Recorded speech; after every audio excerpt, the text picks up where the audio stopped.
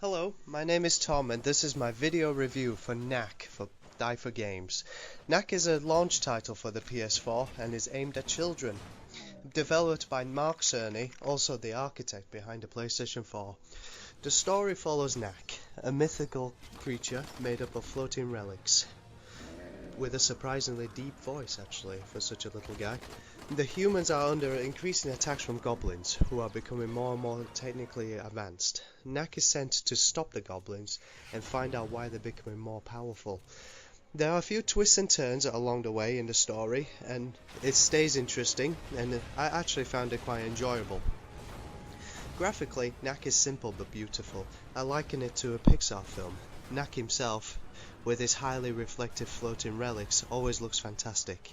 Then when he adds elements to himself, Knack looks even better, especially the glass element, where he becomes like glass, semi-see-through.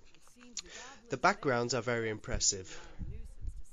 Some of the worlds go on and on and on and on and on, and you can see the sunset and the hills in the background. They always look great. The game itself operates very well and runs very smooth, silky almost.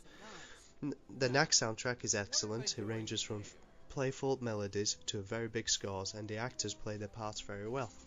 Knack is a simple platformer with some fighting, but his party piece is Knack's ability to decrease or increase his size. As he gets bigger, he becomes stronger and gains more health. This is a lot of fun, slowly building him up, then smashing everything in sight. You're almost untouchable. But this isn't always a player's choice. Ultimately, Knack's size is dictated by the story. Sadly, so is his ability to absorb the elements. Some of the elements that he can absorb include wood, which makes him flammable, so he adds fire attacks to his powers. There's a glass element, where he can't be picked up by lasers.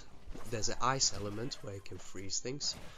And there's a metal element, where he's near enough indestructible.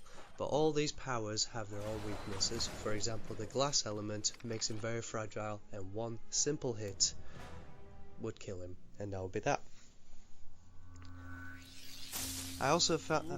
I found the variety in level design quite repetitive. Knack himself travels to all sorts of locations, but there is little differences between them. I found myself running around in the woods a lot, even though the woods are different parts of the world. They still look like the same forest.